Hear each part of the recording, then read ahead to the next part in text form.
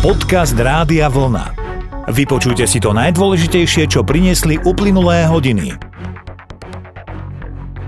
13 hodín. Podnikatelia z gastra opakovane volajú po znížení DPH pre gastrosektor. Cestovanie verejnou dopravou v Bratislavskom kraji čakajú zmeny. Dnes horúčaví aj búrky s krúpami. Meteorológovia vydali aj výstrahy. Pri správach na vlne je s vami Simona Brejová. Majitelia gastroprevádzok a hotelieri opakovane volajú po znížení DPH pre gastro. Hovoria o chýbajúcich zamestnancoch v cestovnom ruchu, ktorých pandémia a prijaté opatrenia prinútili zmeniť prácu a už sa do sektora neplánujú vrátiť. Tvrdia, že situáciu by mohlo zlepšiť zníženie dane pre gastro na 5%. Upozornila na to Asociácia hotelov a reštaurácií Slovenska. V celom Bratislavskom kraji nastanú od júla zmeny v cestovaní hromadnou dopravou. V rámci integrovaného dopravného systému sa napríklad zruší 15-minútový lístok a ročný predplatný lístok sa zníži v priemere o štvrtinu.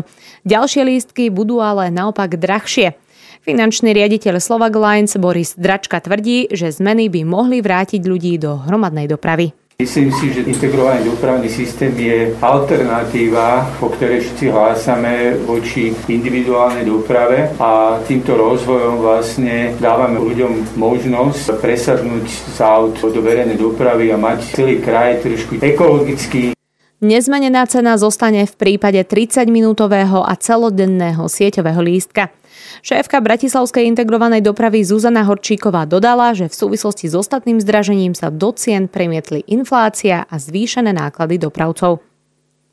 Horúčavám sa nevyhýbame ani dnes, aj útorkové teploty výrazne prekročia 30. Pre celú krajinu s výnimkou Horného Zemplína platí naďalej výstraha pred horúčavami. Pre juh západného a stredného Slovenska až 2. stupeň, keďže teploty tu môžu dosahovať okolo 35 stupňov. Meteorológovia varujú aj pred búrkami s krúpami, ktoré môže sprevádzať aj silnejší vietor. Búrky hrozia od 13. do 22. hodiny. Varovanie pred nimi platí pre sever, stred a východ Slovenska. V okresoch Skalica a Senica zažili silnejšie búrky už počas včerajšieho večera a tiež v noci. Hasiči zasahovali v tejto súvislosti v 11 prípadoch. Najčastejšie odčerpávali vodu z pivníc či odstraňovali popadané stromy z ciest a káblov vysokého napätia. Izraelská armáda úspešne otestovala vysokovýkonný laser určený na likvidáciu dronov. Prototyp vyvinutý tamojšou firmou umiestnili na civilné lietadlo, ktoré smerovalo nad Stredozemné more. Laser úspešne odstránil niekoľko dronov letiacich vo vzdialenosti zhruba 1 kilometra.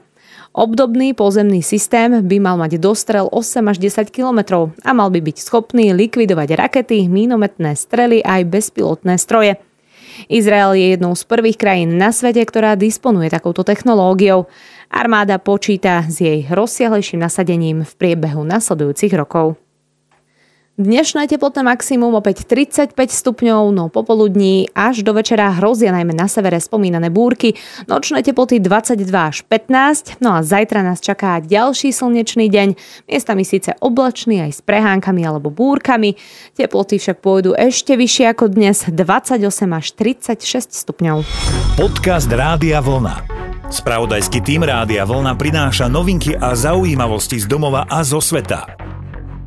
A blíži sa koniec júna a s ním opäť aj termín na podanie daňového priznania. Túto povinnosť si budú musieť splniť ešte tisícky daňovníkov. Podrobnosti má Simona. Konkrétne 280 000 daňovníkov má čas na podanie daňového priznania už len týždeň a pol.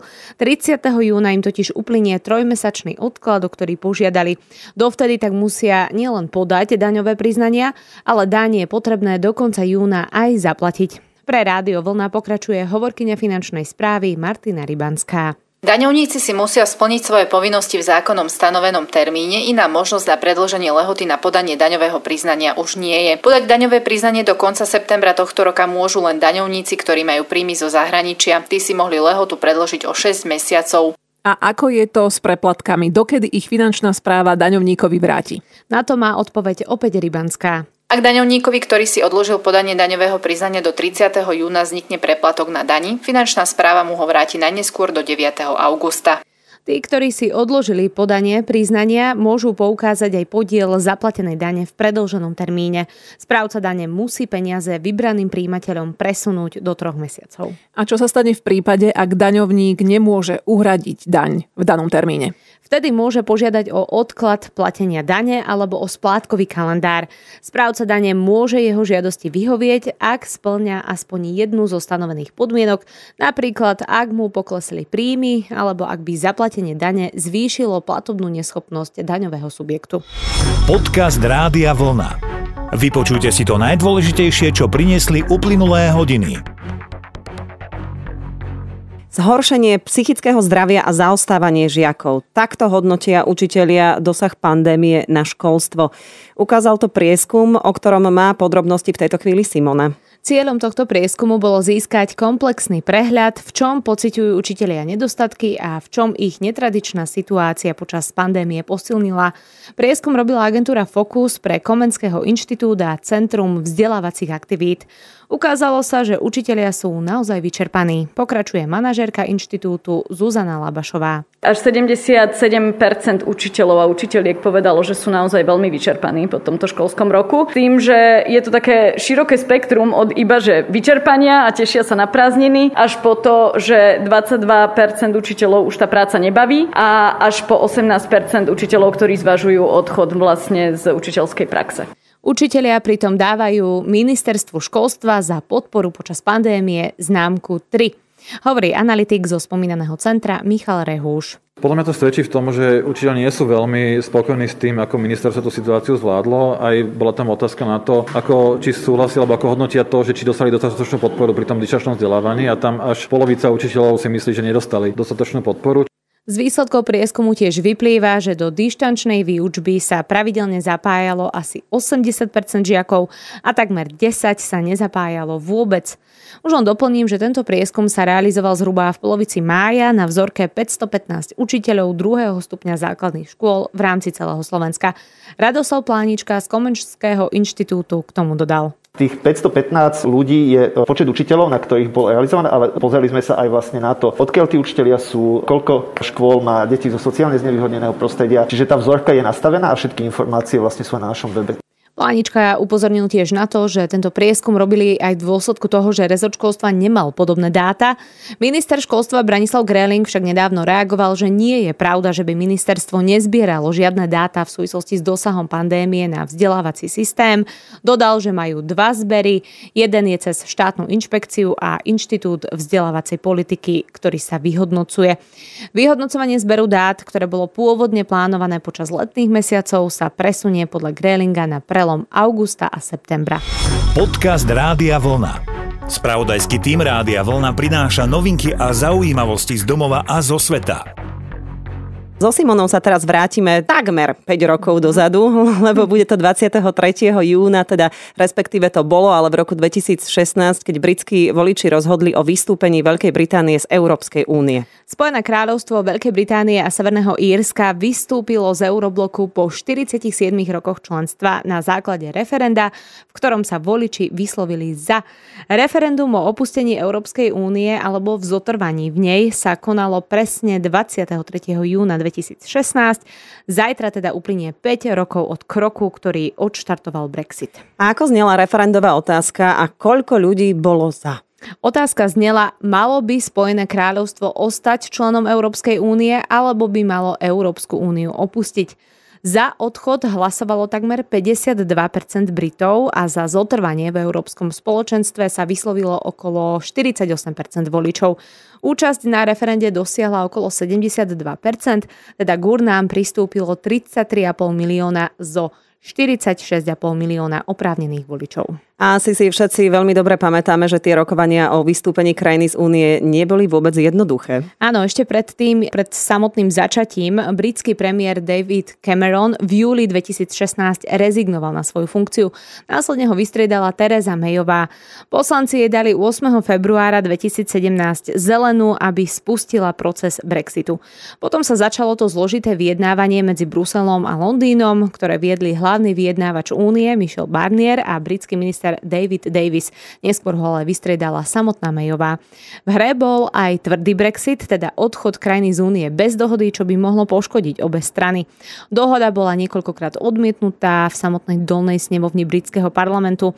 Na pozíciu Mayovej neskôr nastúpil Boris Johnson, ktorý sa po voľbách z decembra 2019 zaviazal, že Brexit prebehne do 31. januára, čo sa napokon aj podarilo. No a čo sa odvtedy zmenilo? Po uplynutí prechodného obdobia sa skončil slobodný pohyb vyše 500 miliónov ľudí medzi Britániou a 27 členskými krajinami. Vrátili sa colné a pohraničné kontroly. Takisto tovar zo Spojeného kráľovstva podlieha colnému dohľadu aj colnej kontrole na hraniciach alebo na letiskách. Okrem toho sa zaviedli nové pravidlá pre ľudí, ktorí chcú žiť v Británii a týka sa to aj Slovákov. Slováci, ktorí v Británii momentálne nežijú a budú tam chcieť študovať alebo pracovať, budú musieť splniť špeciálne požiadavky a žiadať o víza. Na záver už len dodám, že sporné otázky sú tu aj naďalej. Londýn a Brusel sa napríklad sporia v súvislosti s dovozom mäsových výrobkov do Severného Írska, pre ktoré platí osobitný obchodný režim. Podcast Rádia Vlna. Vypočujte si to najdôležitejšie, čo priniesli uplynulé hodiny. Vatikán čelí výzve zo strany ľudskoprávnych expertov. O čo presne ide, povie už Simona. Skupina ľudskoprávnych expertov OSN na ľudské práva vyzvala Vatikán, aby zabránil zneužívaniu detí. Podľa nej by mal podniknúť kroky na zastavenie sexuálneho zneužívania detí v katolíckych inštitúciách a tiež zabrániť jeho opakovaniu. Experti takisto apelujú na Vatikán, aby zaistil, že obete dostanú odškodné. Akú podobu má táto výzva? Ide o nejaký list, alebo ako to je? Áno, 4 osobitní spravodajcovia, ktorí OSN informujú o svojich zisteniach, napísali Vatikánu list ešte v apríli.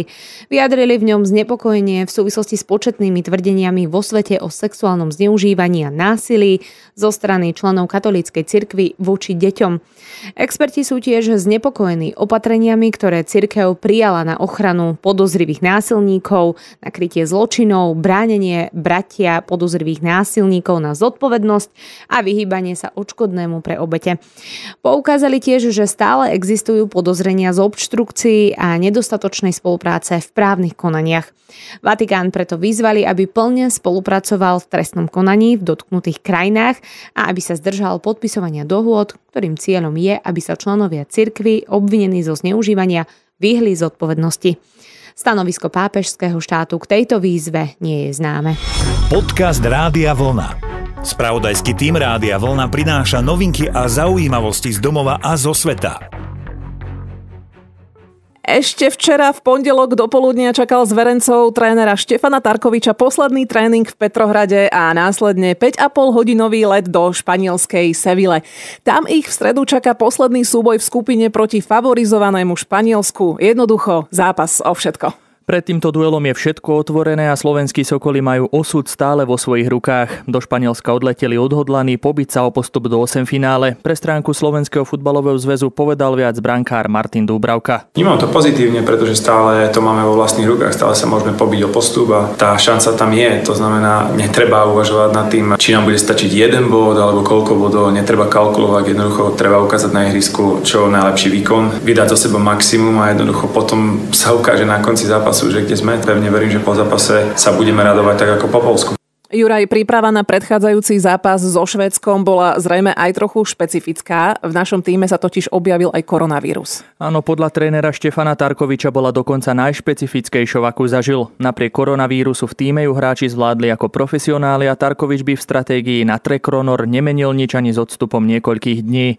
Pre web futbalového zväzu tiež potvrdil, že svojim hráčom verí aj pred tretím zápasom skupiny v Seville proti favorizovanému Španielsku. Odhodlanie neskrýval ani záložník Ondrej Duda. Kebyže nám niekto povie možno, že po 2 zápasoch na Eure budeme na 2. mieste a v poslednom zápase sa bude rozhodovať, tak myslím si, že by sme tomu možno neverili, ale stále máme dobrú východiskovú pozíciu. My ten zápas musíme zvládnuť tak či tak a nepozerať sa hlavne na nejaké iné výsledky a dobre sa pripraviť a potrápiť Španielov. Kalkulovať sa dá, ale tak, jak môžeme skončiť prvý, môžeme skončiť aj štvrtý v skupine, takže myslím si, že je to bytočné, pretože je veľa možností, čo sa môže stať. Jediná možnosť, aká je a tá, ktorú máme vo svojich vlastných rukách je, keď ten zápas zvládneme, tak sme tam.